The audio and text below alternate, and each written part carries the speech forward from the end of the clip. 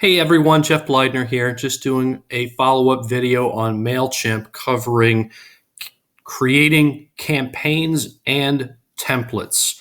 So I've got my MailChimp software up, I'm in my dashboard, and I'm going to start creating content to send out to everybody. So the way this works is that first you create a template out of whole cloth, and then when you go to send out an email blast or email campaign, you could then go to your campaigns and start setting up the campaign and select from your created template of the content you've previously created. By the way, when in campaigns, you can also use previous campaigns as new templates, but we're getting a little ahead of ourselves with that. Let's start off by creating a new template from whole cloth. So we're going to click on this templates icon, and it is going to bring up templates that we have on file. And then from here, we can slide over on the right and click on this Create Template tab.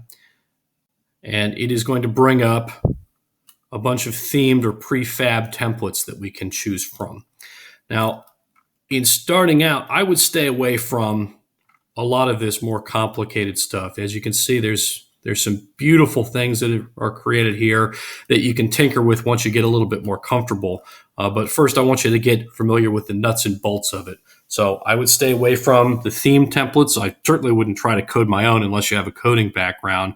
I would start off here on the basics. And this is just a way of dividing up the content, as you can see. So let's just start with a very, very basic one. It's just a one-column newsletter, just what you would see if you just started typing into Microsoft Word or some other word processing software you might be familiar with. Let's select this, and it's going to bring up our template. Now, there are two pieces of MailChimp I want to go over here, and I've coined phrases to explain these. On the right side of the screen, you have your palette. Think of a painter's palette where he's got all of his different paints and colors and brushes. That's where the painter mixes and creates the tools that he uses to then transfer things onto the canvas. So these are called widgets. They are on the palette. And on the left side is our actual canvas. This is what the customer sees when you email out. Now, so if we go over here to our preview and test mode, we can enter preview mode. And it'll show you exactly what it looks like if it's going to their text box, or if it goes out to their mobile device, or if it goes directly into their inbox. So let's go ahead and exit out of here. Now, it's got some things preloaded on here. I like to create content right from whole cloth. I don't like to mess with any of this stuff. So what I'm going to do is delete all these widgets or content blocks right off of here. And I'm going to give myself a completely blank canvas to work with to get started. And again, as you get more comfortable, feel free to go back in there and tinker with some of the prefabricated stuff that they have available for you. You might find that helpful. But as you can see, there's a lot of good stuff over here you can start with. So let's just say, for starters, that we wanted to put Glass America's logo at the top of it. So I might start with an image, and I would drag that and just drop it. I'm going to right-click, left-click my mouse, drag it over there, and then release it. Okay, so now we've got a place where a target we can put our image at. Okay, and it wants us to upload an image. So we can click Browse on either one of these spots. And it's going to pull up all this stuff that I've previously downloaded on here. But don't know if I've got a logo handy or not. Well, you know what? Let's pretend for a moment that I don't. Let's just open up a tab for Google. We'll go to glassusa.com, our company's website.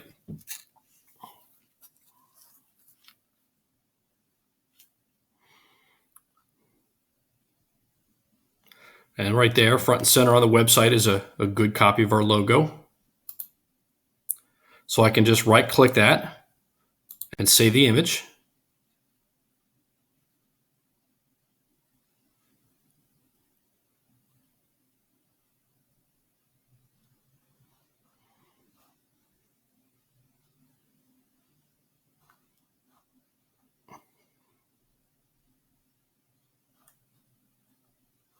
And we'll see it says Glass America logo down there. So we'll go ahead and save that. And it's going to say if I want to see it in my folder. So yeah, I want to go ahead and see that now because I'm going to do something with it here in just a moment.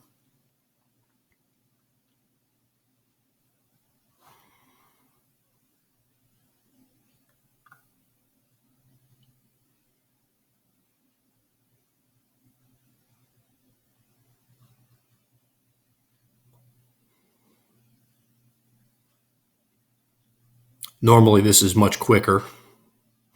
There's my logo. So I'm going to come back over to here now. And it says I can just drag and drop this right over. So I'm just going to go back over here, left click it, pull it over, drop it, select it, save and close that. And now you can see my beautiful logo is right front and center at the top of my email. Let's take this a step further. Let's say that if the customer hovers over this, I'd like that to link back directly to our company website. Well, we can come over here, back to our palette, and we can click this link tab. And now it's asking for web address. So go to our glassusa.com web address, hit Control-C to copy that, come down here to this dialog box and click Control-V and paste it there and click the Insert tab. Now I'll save and close that. Let's see if it works. Let's go to Preview and Test mode, enter Preview mode. I'm going to close this tab up so you know I don't have any access to the website at all. And now I come over here and you notice how my cursor changes. And if I click that, boom, it opens up a new tab right to our website.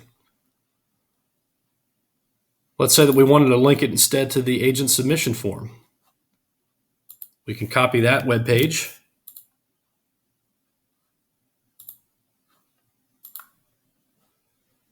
change this link,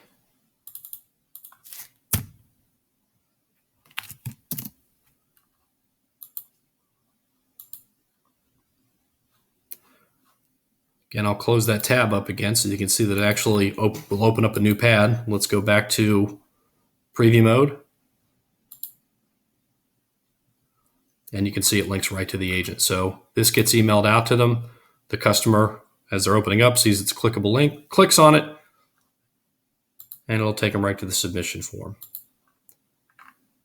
So that's a quick overview on how to create a template from scratch.